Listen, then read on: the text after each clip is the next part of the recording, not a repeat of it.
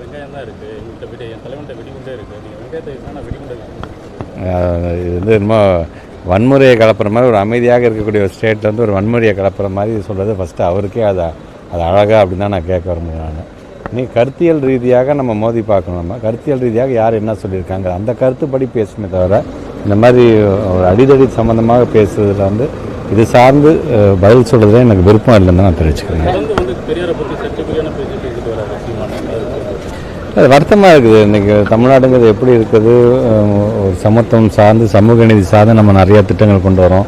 கொஞ்சம் கொஞ்சமாக மாறி மாறி மாறி இன்றைக்கி இந்த உள்ள நிலைமைக்கு ஒரு வளர்ச்சி பாதையில் இன்றைக்கி தமிழ்நாடு போயிட்டுருக்குது.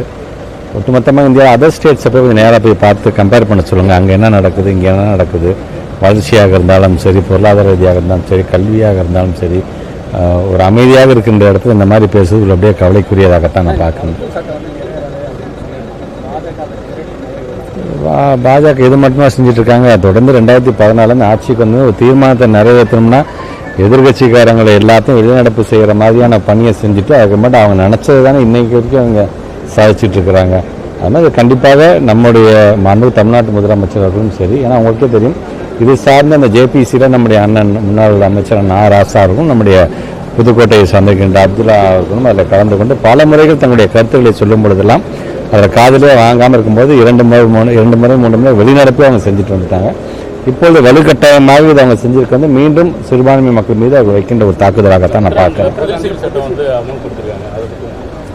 நானும் பத்திரிக்கையில் தான் நான் பார்த்தேன் நான். பட் இதெல்லாம் தமிழ்நாட்டோட முதலமைச்சர் அவர்கள் வந்து சொல்ல வேண்டிய பார்த்துக்கிறேன். எதில்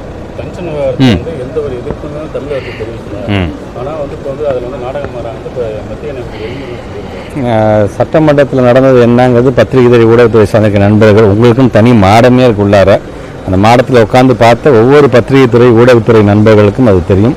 அது சார்ந்து நீங்களே அதை தமிழ்நாட்டு மக்களுக்கு ஏற்கனவே நீங்கள் அந்த சட்டமன்றத்தில் நடந்த அந்த விவாதத்தையுமே நீங்கள் காமிச்சிருக்கிறீங்க.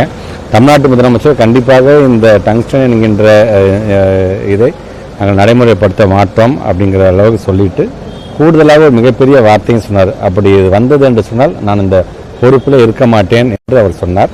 பத்திரிகை துறை ஊடகத்துறை சார்ந்த நண்பர்கள் மூலமாக மீண்டும் நான் வலியுறுத்துகிறேன். சொன்னது தமிழ்நாட்டுடைய முதலமைச்சர் முத்தமிழ் கலைஞரோட புள்ள. எங்களுக்கு டங்கு ஸ்ட்ராங்காக இருக்கிறதுனால டங்ஸ்டன் உள்ளே வரல அப்படின்னு நான் வலியுறுத்துறேன்.